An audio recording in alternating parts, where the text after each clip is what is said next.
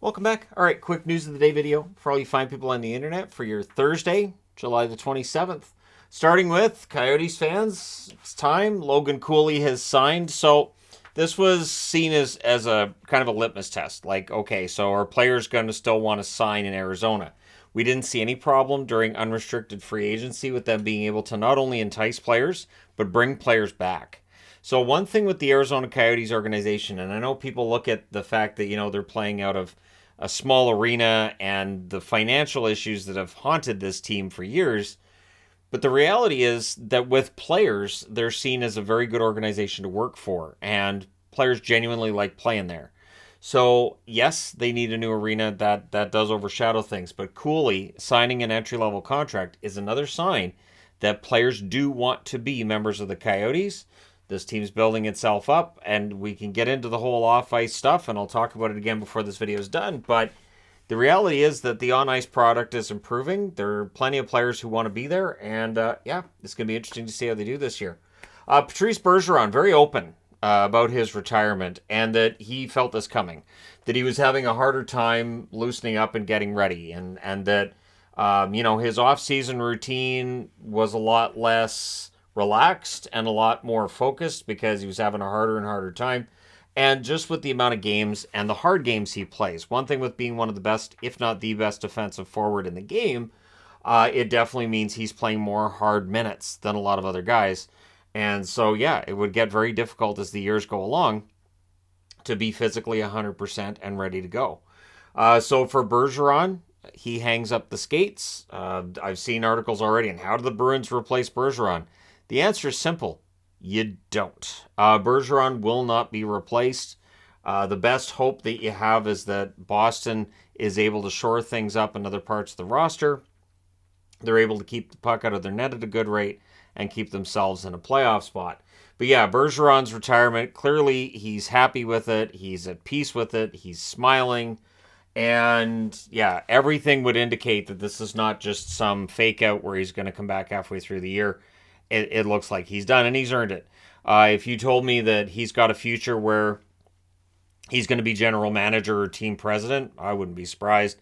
I think Bergeron is just, he's a very smart, he's been a very smart player, and I think he would be very smart as well to get into management as soon as possible.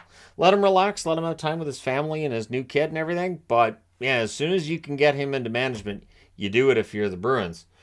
Cole Sillinger. Cole Sillinger's got the right attitude. So Cole Sillinger's coming off of a pretty rough year. Spent time in the AHL as well, right?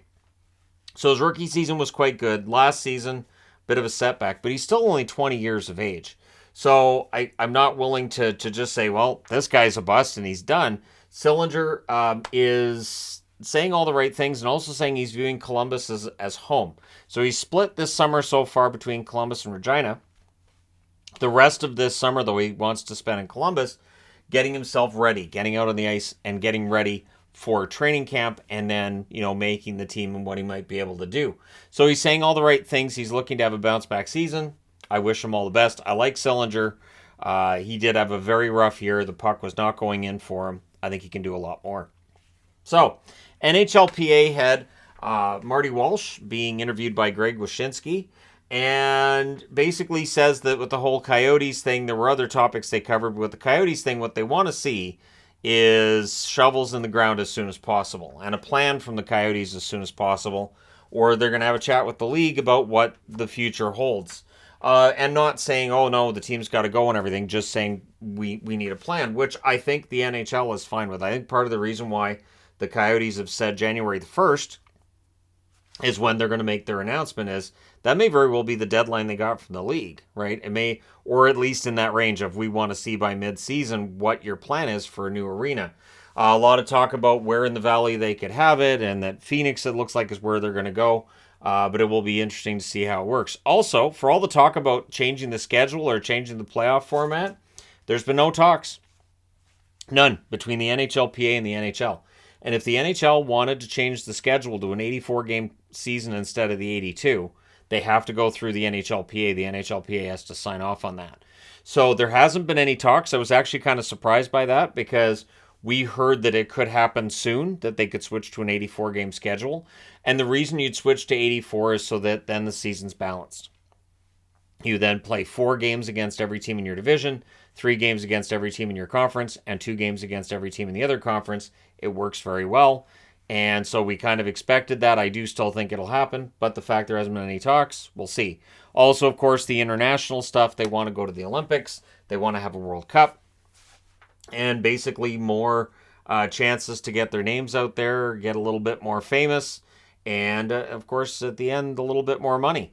There's been some talk as well about whether or not the 50-50 split, something that owners aren't happy with at this point. I'd be very surprised if owners tried to get any more of the revenues. They already got the PA in, I think it was 2013. It went from a 57-43 split, where the players were getting 57% of league revenues, down to 50-50. I can't see them trying to argue it to a lower number. I really can't. Especially as the cap's finally going up again. There's no way the PA signs off on that. So I don't think that's going to happen. And honestly, I will agree as well with Marty Walsh. Things have been going well. When the contract expires between the league and the players in 2026, there's no real reason to have a prolonged lockout or anything like that. Things are going well business-wise with the National Hockey League.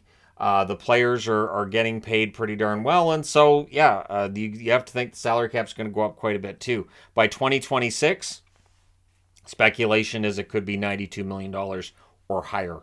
So right now, of course, we're at 83.5.